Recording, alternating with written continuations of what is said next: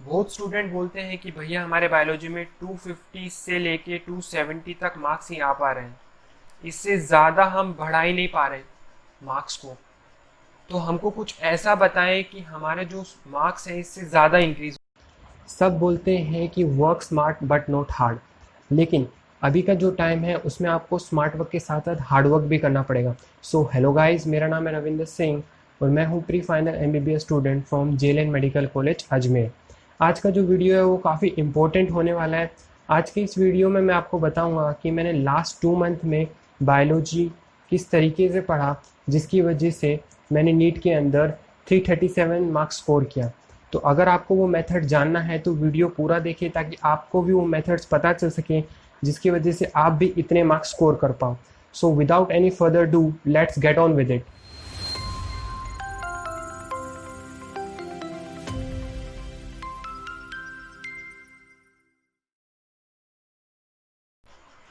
अगर हम yearly biology paper का एनालिसिस देखें तो हमको पता चलता है कि अबाउट 70 टू 75 क्वेश्चंस जो होते हैं वो डायरेक्टली एनसीईआरटी से होते हैं, और बस 10 टू 15 क्वेश्चंस जो होते हैं वो आउट ऑफ एनसीईआरटी से आते हैं। तो आउट ऑफ एनसीईआरटी से जो क्वेश्चंस आते हैं वो हमें कैसे करने हैं वो मैं आपको लास्ट में बताऊंगा। अभी हम देखते हैं कि जो एनसीईआरटी से 70 टू 75 क्वेश्चंस आते हैं वो हम कैसे सही कर सकते हैं। अभी तक आपने एनसीईआरटी बहुत जगह से पढ़ा होगा, आपने नोट से पढ़ा होगा, आपने गाइड बुक से पढ़ा होगा, आपने कोचिंग की मॉड्यूल बुक से पढ़ा होगा, लेकिन अब 2 महीने से कम टाइम रह गया है, तो इसमें आप इतनी जगह से एक चैप्टर को नहीं पढ़ पाओगे। अगर आप ऐसा करते हो तो आप अपनी केमिस्ट्री और फिजिक्स को इतना टाइम नहीं दे पाओगे। इसलिए अभी के टाइम में अपनी एनसीईआरटी को ही पढ़ना है। अगर आपने एनसीईआरटी को अच्छे से पढ़ लिया तो आप 70 टू 75 क्वेश्चन सही कर सकते हो, जिसकी वजह से आपका जो स्कोर होगा वो 300 तक तो वैसे ही पहुंच जाएगा। तो अब हम देखते हैं कि हम एनसीईआरटी को कैसे अच्छे से पढ़ सकते हैं। अभी के टाइम में आपको एनसीईआरटी ही पढ़नी है। आपने पहले जितना पढ़ा वो बहुत अच्छी बात है, लेकिन अभी के टाइम में एनसीईआरटी ही करो, क्योंकि एनसीईआरटी करने से ही फ़ायदा होगा। एनसीईआरटी का एक एक वर्ड, एक एक लाइन, एक एक डायग्राम बहुत ज़्यादा इंपॉर्टेंट है। आपको एनसीईआरटी इतनी बार रिवाइज कर लेनी है कि जब आप लास्ट वीक होगा उसके अंदर एक दिन के अंदर आपकी 11th क्लास की एनसीईआरटी रिवाइज हो जानी चाहिए, और एक दिन के अंदर आपकी 12th क्लास की एनसीईआरटी रिवाइज हो जानी, मतलब कि आपको 2 दिन के अंदर फुल बायोलॉजी कंप्लीट हो जानी चाहिए।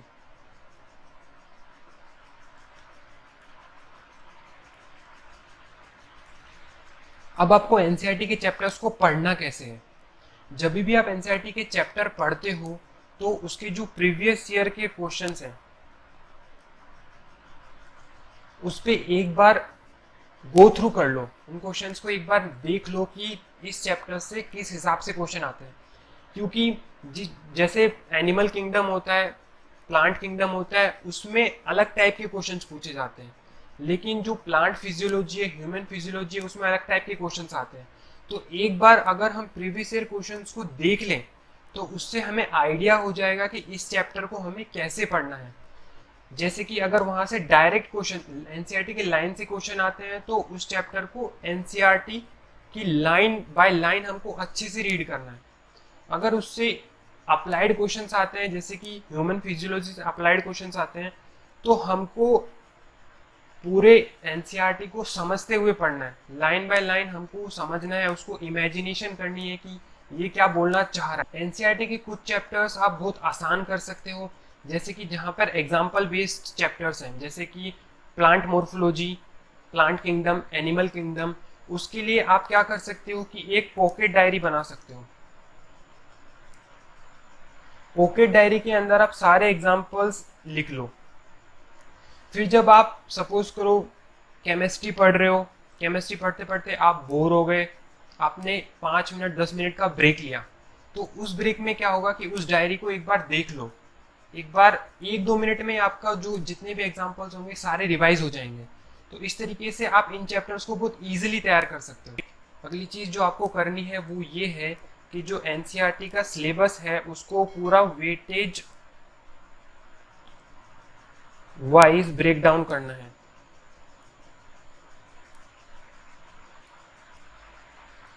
सपोज किसी चैप्टर्स से 8 to 10 क्वेश्चंस आ रहे हैं, किसी चैप्टर से 6 to 8 क्वेश्चंस आ रहे हैं, तो इन यूनिट्स को आपको मैक्सिमम टाइम देना है और मैक्सिमम रिवाइज करना है।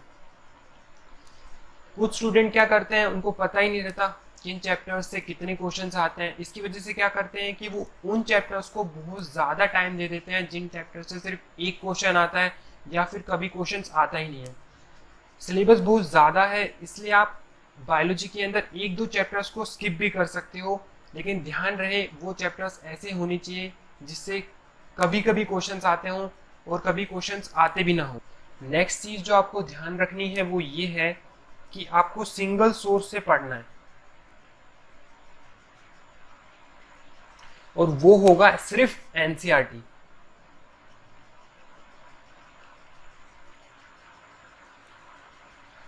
आपको हर चैप्टर की इतनी बार रीडिंग लगा लेनी है कि वो चैप्टर आपका परफेक्ट हो जाए। फिर वहां से चाहे कैसा भी क्वेश्चन पूछे, आपका वो क्वेश्चन सही होगा। ज़्यादातर स्टूडेंट क्या करते हैं, एनसीईआरटी का चैप्टर पढ़ते हैं फिर उसके क्वेश्चन सोल्व करने लग जाते हैं, लेकिन अभी जो टाइम है वो बहुत क्रूशियल है। आपको इन टाइम में बायोलॉजी के क्वेश्चन सोल्व नहीं करने, क्योंकि जहाँ पर सिर्फ प्लेन थ्योरी है, सिर्फ थ्योरी ही पूछी जाती है, डायरेक्ट एनसीईआरटी से क्वेश्चन आते हैं। अगर आपने वो चैप्टर पढ़ा हुआ है तो वो क्वेश्चंस पक्का सही होंगे, क्योंकि बायोलॉजी के अंदर अनलिमिटेड क्वेश्चंस बन सकते हैं, उसकी कोई लिमिट नहीं है। इसलिए क्वेश्चन सोल्व करना अभी के लिए सही नहीं होगा। आपको सिर्फ एनसीईआरटी के चैप्टर्स को बार बार रिवाइज करना है। अगर आपको क्वेश्चन सोल्व करना है तो आप फुल सिलेबस के पेपर सोल्व कर सकते हो। तो आपको बायोलॉजी के अंदर लीस्ट क्वेश्चन सोल्व करने हैं।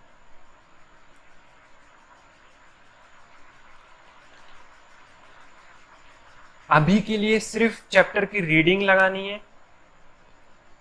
उसको बार बार रिवाइज करना है और फिर फुल सिलेबस का एग्जाम देना है।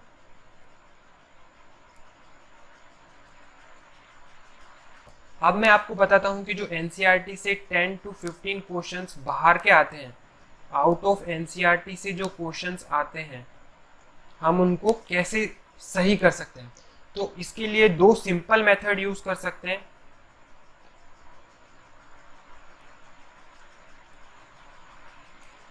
मैक्सिमम स्टूडेंट को लगता है कि जो एनसीईआरटी में दिया हुआ है वही सिलेबस है, लेकिन एक्चुअली में जो सिलेबस वही है जो एनटीए ने अपनी ऑफिशियल वेबसाइट पे डाल रखा है।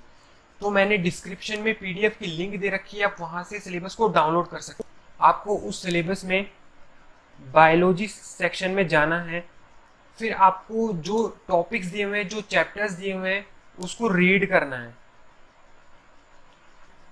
जहां पे लगता है कि ये टॉपिक आउट ऑफ एनसीईआरटी है, उसको सिर्फ हाईलाइट करना है।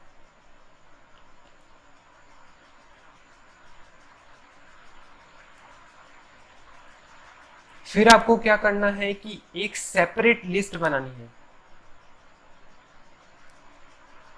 कुछ इस तरह की मैंने 2017 में बनाई थी। अब इस लिस्ट में क्या होंगे, बहुत सारे टॉपिक्स होंगे।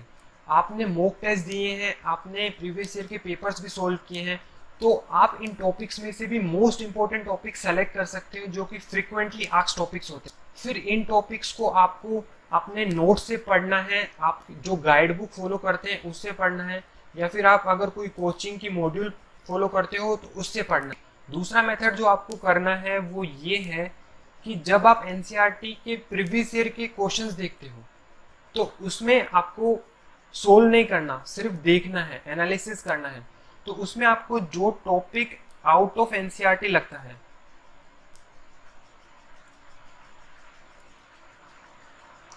उस टॉपिक का नाम जहां पर एनसीईआरटी का चैप्टर स्टार्ट होता है वहां पे टॉप पे लिख दो,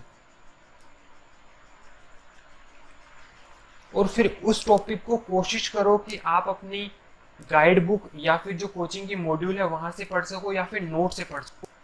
इन 2 मेथड्स को अगर आप सही से करोगे तो जो आपके आउट ऑफ एनसीईआरटी के क्वेश्चंस हैं वो भी सही हों। बहुत स्टूडेंट बोलते हैं कि भैया हमारे बायोलॉजी में 250 से लेके 270 तक मार्क्स ही आ पा रहे हैं, इससे ज़्यादा हम बढ़ा ही नहीं पा रहे मार्क्स को, तो हमको कुछ ऐसा बताएं कि हमारे जो मार्क्स हैं इससे ज़्यादा इंक्रीज हो सके। तो अगर सिंपल मैथमेटिक्स देखें तो अगर आपको यहाँ से 320 तक पहुँचना, मतलब कि आपको 50 मार्क्स इंक्रीज करने हैं, यानी कि 10 to 13 क्वेश्चंस आपके सही होने चाहिए। तो आप ये कैसे कर सकते हैं? आप जो प्रीवियस ईयर की क्वेश्चन सोल्व करते हो, जो मॉक टेस्ट देते हो, उसके अंदर जो बायोलॉजी की क्वेश्चंस गलत करते हो और जो क्वेश्चंस अनअटेम्प्टेड छोड़ते हो, उन चैप्टर्स की आपको एक लिस्ट बनानी है। फिर इन चैप्टर्स को आपको एनसीईआरटी से अच्छे से रिवाइज करना है। स्टूडेंट बोलते हैं कि हमने बहुत अच्छे से पढ़ा हुआ है फिर भी हमारे क्वेश्चंस गलत हो जाते हैं, तो एक्चुअली में आपने वो अच्छे से नहीं पढ़ा हुआ, क्योंकि अगर वो अच्छे से पढ़ा हुआ होता तो आपके वो क्वेश्चन सही होते। दूसरी चीज़ जो आपको ध्यान में रखनी है कि जो आप बायोलॉजी की क्वेश्चंस पढ़ते हो तो आपको बहुत केयरफुली उन क्वेश्चंस को पढ़ना है, केयरफुली आपको रीड करना है। कुछ words like not, except, not correct, इन वर्ड्स को बहुत केयरफुली रीड करना है, क्योंकि ये वर्ड्स पूरे क्वेश्चंस को ही घुमा देते हैं। जो एग्जामिनर है उसको पता है कि बच्चों से क्वेश्चंस कैसे गलत करवाने हैं, वो इसलिए वहां पे बैठा हुआ है, उसको सारी टेक्निक्स पता है कि बच्चे कहाँ पर मिस्टेक करेंगे। और आप जब बायोलॉजी के क्वेश्चंस पढ़ते हो तो आपको सारे ऑप्शंस पढ़ने हैं और कोशिश करो कि आप नीचे से ऑप्शन पढ़ना शुरू करो। ऐसा नहीं होना चाहिए कि आपने क्वेश्चन पढ़ा और आपने एक ऑप्शन देखा, आपको लगा ये आंसर है, आपने टिक मारा और अगले क्वेश्चंस की तरफ बढ़ दिए। इससे ये होगा कि आप बायोलॉजी के अंदर ऐसे क्वेश्चंस गलत कराओगे जो आपके एक्चुअली में सही होने चाहिए। तो अगर आप इन दो मेथड्स को और जो आउट ऑफ एनसीईआरटी के जो टॉपिक्स हैं उसको अच्छे से कर लोगे तो आप बायोलॉजी में इजीली 335 प्लस स्कोर कर पाओगे। मुझे पता है बार बार एक ही चीज़ को पढ़ने से बहुत बोर हो जाते हैं, लेकिन ना हमारे पास कोई चॉइस थी ना आपके पास कुछ चॉइस है, तो आपको ये करना ही होगा। आपको एनसीईआरटी को बार बार पढ़ना होगा, उसको मतलब उसका कोना कोना चाट लो, कुछ ऐसा चीज़ बचना नहीं चाहिए जो आपकी नज़रों से छूट सके। अगर आपने एनसीईआरटी को मास्टर कर लिया तो मैं गारंटी देता हूं कि आपका जो स्कोर होगा वो 335 से ज़्यादा ही आएगा। अगर आपको ये वीडियो अच्छा लगा तो इसको लाइक करें, और आपका अगर कोई फ्रेंड है जो कि नीट का एग्ज़ाम दे रहा है तो उसके साथ इस वीडियो को शेयर कर सकते हैं।